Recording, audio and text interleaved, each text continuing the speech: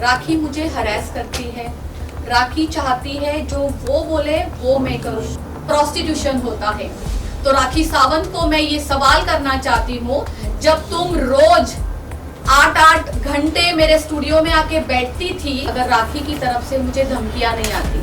19 तारीख की रात को राखी ने मुझे थ्रेट्स किए हैं, मैं बाहर ही नहीं आती अगर राखी की तरफ से मुझे धमकियां नहीं आती।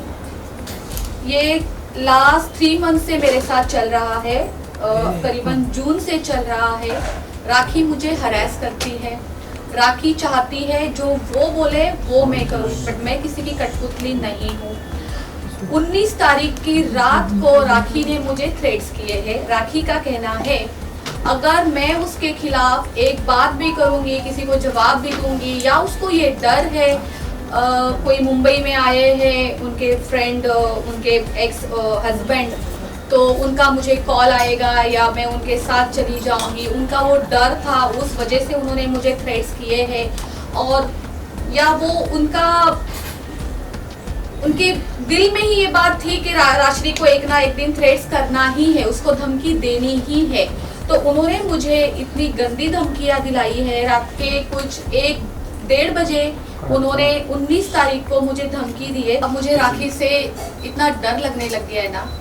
एक टाइम पे हम दोस्त हुआ करते थे, इतनी अच्छी दोस्ती निभाई थी मैंने, मैं उसके लिए एक पिलर बन के खड़ी थी। आप सब लोगों ने देखा है, पूरी जनता ने देखा है, उसका जब एक बुरा टाइम चल रहा था उसका पिलर सिर्फ और सिर्फ ये राशि मोरे थी।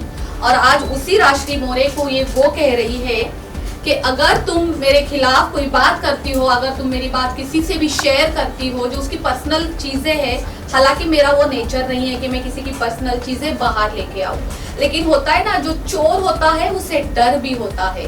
तो चोर इस तरीके से डर चुका है, इस वजह से उसने मुझे इस तरीके से धमकी दी है। आज इतना डर लग रहा है, आप यकीन नहीं करेंगे, मैंने कुछ देर पहले अपने सिक्योरिटी को नीचे कॉल किया है, जो हमारे मैनेजर है हमारे सोसाइटी के, मैंने उनको कॉल किया और मैंने कहा इस बात का ध्यान रखना कि राखी सावंत हमारे गेट के अंदर कभी जिंदगी में ना आ जाए। और वही राखी सावंत को मैं हाथ पकड़ के अंदर लेके आती थी। मेरे घर में वो, इस घर में वो 10-10 दिन रही है, उसका मैंने इतना ख्याल रखा है, मेरे साथ रखा है, मैंने उसका एक सिस्टर की तरह, एक मम्मी की तरह ख्याल रखा है, क्योंकि वो, मैं सोचती थी वो अकेली है, वो अकेली है, उसके पीछे कोई नहीं है। इतना सब कुछ करने के बाद वो ये कर सकती है राखी सावंत। आप सब लोग जानते हैं राखी सावंत कितनी बोल्ड है और वो क्या क्या कर सकती है। तो मुझे वो डर है कि राखी सावंत किसी भी तरीके से मुझे हार्म ना पहुंचाए, इस वजह से आज मैं आप लोगों के सामने हूँ। एक चीज और, नेल आर्ट स्टूडियो जो लोखंडवाला मार्केट में है, मैं पिछले 12 साल से चला रही हूँ। मैंने बहुत मेहनत की है, आप सबको भी पता होगा, आज बिजनेस करना कोई मामूली चीज नहीं है। हमें डे 1 से लेके आज 12 साल तक अगर मैं लोखंडवाला मार्केट में टिकी हूँ तो मैंने कितनी मेहनत की होगी।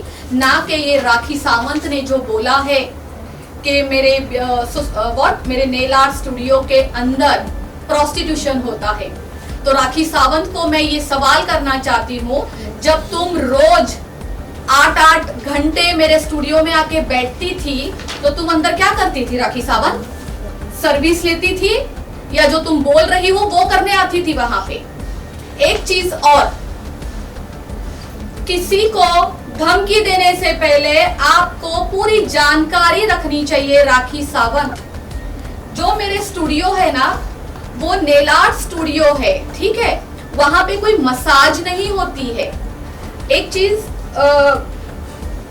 जैसे, हाँ, डे 1 से मैं आपको दिखा सकती हूँ, मेरे पास मेरे सारे एग्रीमेंट्स है कि मेरा नेल आर्ट स्टूडियो सिर्फ और सिर्फ हम लेडीज के लिए चलाते हैं, ओनली फॉर लेडीज। हमारे यहाँ एक सेल्समैन भी होता है ना, वो भी अंदर अलाउड नहीं है, उसको भी बाहर से नॉक करना पड़ता है, वो बाहर खड़ा रहता है, फिर कोई अंदर से बाहर जाके उसको अटेंड करता है, कोई एक आदमी तक अंदर नहीं आ सकता है। तो राखी सावंत मैडम जी, आप किसी को धमकियां देने से पहले थोड़ा उसके ऊपर जानकारी तो रखें कि आप बोल क्या रही है। आपको क्या लगता है आप बस ऐसे रातों रात धमकियां दे दोगी और सब कुछ खराब हो जाएगा, बर्बाद हो जाएगा, जैसा आपका नेचर है, जैसा आपने हमेशा किया है।